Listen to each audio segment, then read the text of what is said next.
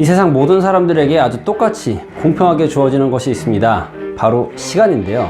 시간은 사람을 가리지 않고 누구에게나 매우 똑같이 균등하게 배분이 되죠. 하루에 24시간은 누구에게나 똑같이 주어집니다. 그런데요, 시간당 받는 보수는 그렇지 않죠. 어떤 사람은 1시간을 일하고 10,000원을 받는 사람도 있고, 어떤 사람은 1시간을 일하고 무려 1억 원을 받는 사람이 있습니다. 제가 작년에 그 스노우폭스 도시락 회사 CEO 김승우 회장의 강연을 들으러 갔었는데요. 그때 본인은 1시간에 1억 원 상당의 돈을 번다는 이야기를 듣고 깜짝 놀란 적이 있습니다. 10,000원이랑 1억에는 무려 1만 배의 차이가 존재하게 되는데, 그 말인즉슨 10,000원을 받는 사람에 비해서 1억 원에 받는 사람이 10,000배 이상의 능력을 가지고 있다는 걸까요? 그만큼의 차이가 있을까요? 오늘은 같은 시간을 일하고 더 많은 돈을 받는 방법에 대해서 알아보도록 하겠습니다.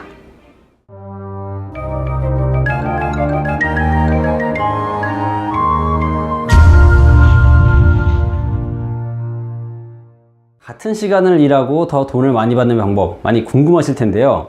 제가 질문을 한 가지 하고 그 뒤에 차근차근 한번 설명을 해보도록 하겠습니다. 3명의 사람에 대해서 이야기를 할 텐데, 그 3명 중에 누가 가장 많은 보수를 받을지 한번 여러분 맞춰보시기 바랍니다. 첫 번째 사람은요, 청소를 아주 기가 막히게 잘하는 청소부입니다. 청소를 아주 깔끔하게 잘하는 청소부가 1번이고요. 2번은 건물 청소를 아주 기가 막히게 잘하는 사람이에요. 건물을 전문적으로 아주 깔끔하게 닦는 사람입니다. 그리고 마지막 3번째 청소부는요, 고층 빌딩의 창문을 아주 기가 막히게 닦는 사람이에요. 그 사람은 고층 건물에 있는 그 창문을 아주 훌륭하게 닦는 청소부입니다. 자, 그럼 이 3명의 청소부 중에 과연 어떤 청소 전문가가 가장 많은 보수를 받을까요? 아마 많은 분들께서 3번을 선택하셨을 겁니다. 그리고 그 3번을 선택한 이유가 바로 오늘의 핵심 주제가 될 텐데요. 지금부터 차근차근 그 이유에 대해서 알아보도록 하겠습니다. 첫 번째 이유는 바로 희소성 때문입니다. 사람들은 주변에 많이 널려 있는 것들, 주변에 너무 풍족하게 많이 있는 것들에 대해서 가치를 못 느끼죠. 적으면 적을수록, 그게 더 귀하면 귀할수록 거기에 더 큰 가치를 느끼는데, 바로 이게 희소성의 원칙입니다.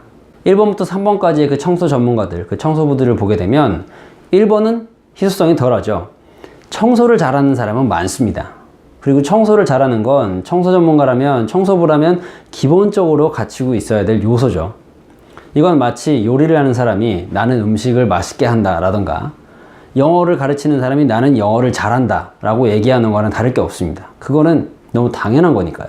그런데 3번을 보게 되면 1번에 비해서 훨씬 적은 수의 사람이 있을 겁니다. 따라서 자연스럽게 1번보다는 2번, 2번보다는 3번이 더 많은 시간당 보수를 받게 되는 거죠. 희소성의 원칙에 의해서 몸값이 더 올라간다고 볼 수 있습니다. 두 번째 요소는 뭐냐면요, 바로 이 특화의 원칙이에요. 한 가지 분야에 좀 집중이 돼 있다는 겁니다. 진입장벽이란 말이 있잖아요. 다른 사람들이 더 쉽게 그 시장에 진입할 수 있는지 없는지에 따라서 장벽이 높은지 적은지가 결정되는데, 예를 들어서 누구나 할 수 있는 일이라면 더 많은 사람들이 시장에 들어올 수 있기 때문에 진입장벽이 낮을 수 있다고 하겠죠.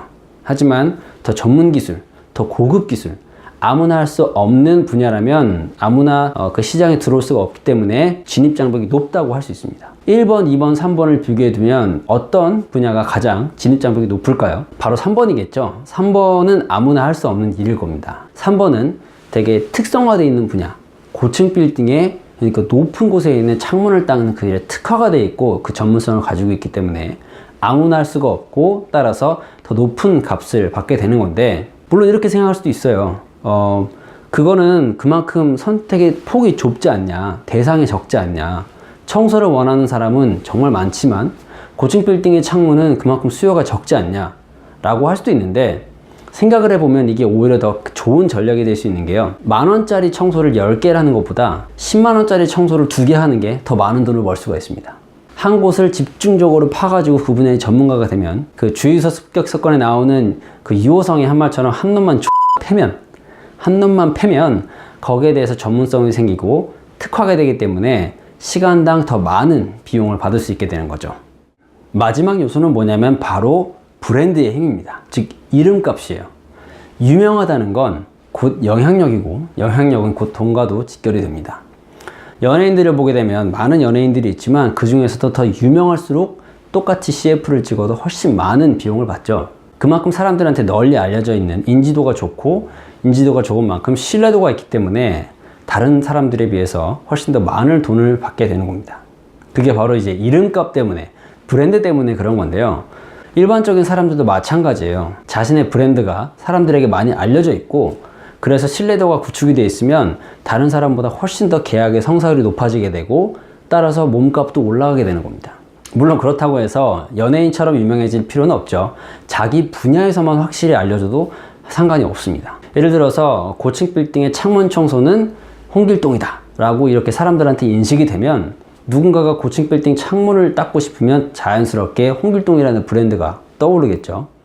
지금까지 얘기했던 희소성의 원칙 또는 특화, 그리고 개인의 이름값, 유명세까지 이 모든 것들은 사실 퍼스널 브랜딩의 과정에 속한 요소라고 할 수 있는데요. 여러분은 어떤 분야에서 누구를 위해서 일하고 있나요?